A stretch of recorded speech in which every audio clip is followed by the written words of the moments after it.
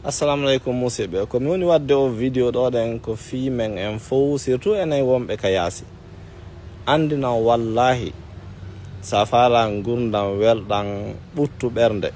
aru fuuta ka men ko leydi waɗa andi barki. Min ɗo joni mi wata wonde lebbi 6 mi arali ɗo ɗen.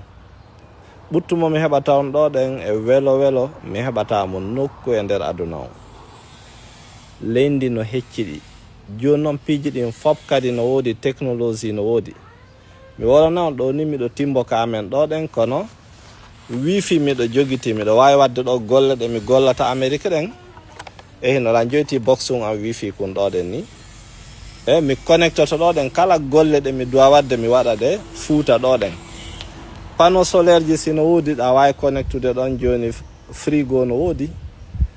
Siko a yiɗɗo darugol télé mi darata télé, ok, kono siko a yiɗɗo darugol kala chaîne mo falɗa darde a yoɓay ɗo 100,000 francs CFA connectoɗa kala chaîne wonɗo Europe ma Amérique ɗa wawi mo darde hara ɗa fuuta ɗo ɗen. Et puis sonsoli alama sonjude no hecciɗi ñameteji ɗin fof ko fresh wallay ko nema molanaɗo. Enen yaltuɓe aventure ɓen en jooɗoto leyɗe porto duuɓi sikken ko e aljanna wonɗen kono tumago hara ko stress wonɗen. Wallahi goɗɗo sino mari gokkuni kon o wurira ɗa mari galle ɗo ɗa mari auto hun ɗo ɗen joni wifi no woodi panneau solaire no woodi donc ɗoni courant no woodi ɗa wawi branchude frigo ma o wallahi a heɓata gurdam nokkugo ɓuuri ɗo ɗen dare no hecciɗiɗi mi hollan tun ɗoni ko fewdo Kaaba ni par exemple ndaare ɗo ɗen ni o yi ɗum ɗo sunture Kaaba ukko ɗon nder ga ndaron tawon piiji ɗin fop no woodi ñebbe ha ko pute tawata tettay tu woni helƴa follere piiji ɗin fop tawano ka sunture ɗo ɗen ok jaɓere ha ko bantara ɗum ɗo ko ya tettu tun hino mango hun miɗen awi ɗo ɗen ok bantara no ɗo ɗen ok ɗum ɗo ko mango hini no andirɗon noon bananaje no ɗo ɗen ok minen ɗo e kawtal amen fou mo kala no mari banana o yi kaccu hini kiiɗo no mawnude ok piya hini kiiɗo no mawnude ɗo ɗen o yine maw hino ɗum ɗo ko goyave hini ok lemu neyno ɗo ɗen lemu neyno ɗa mi holla on tu woni tumago fiita en yejjuto kamen o yi kami jooɗi ɗo ɗen e hino ɗo ɗen ni o yi no henti no laaɓi fo no deeƴi o yi aray ɗo ɗen haɗa ɗa woni tranquille e hino kadi musidɓe men no darni ga ha no laaba kamɓe ɓe andi no neeɓi ka ɓe heeɓi hakkille ɓe andi ko ga wurete ndaare ɗum ɗo no labbira siko jerto a ne ay ko nema ɓuru ɗum ɗo donc ɗum ɗo ko findingol tun hakkille jama on anda enen yahuɓe sikki gurnan ɗan koka yaasi tu woni tumago walla en trompoto woni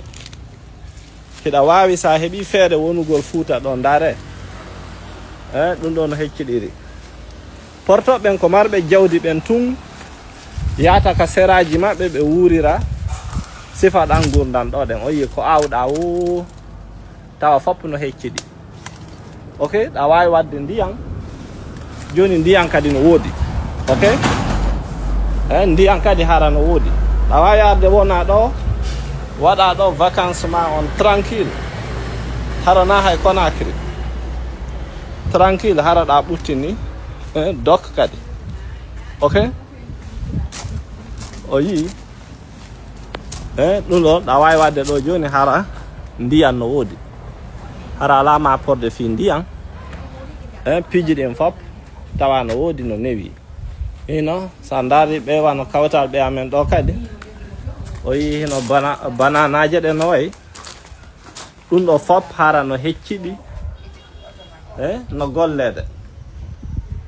donc musidɓe mi falano tun hollude on ɗum ɗo encouragé on si goɗɗo no faala vacance tigi ko gaaw arata o waɗa connexion e nature on simo faala wonta hay Conakry tode e wuro warure e sonsoli e gerewil ko ɗo arata wona harano deƴƴi lew. Ok, donc miɗo encourage on fof tan yejjuto kam men tan yejjuto Fuuta, leydi waɗandi barki, leydi du'anandi, leydi needi tawata kadi mawɓen fof no ɗo ndaare takku no woodi communion kon haa ko bantara hop aray tun tetta defa. Ok, donc ɗum ɗo ko nema molnaɗo ni. Donc on fof on salminama musidɗo mon on Bari Timbo. Ok, assalamu aleykum.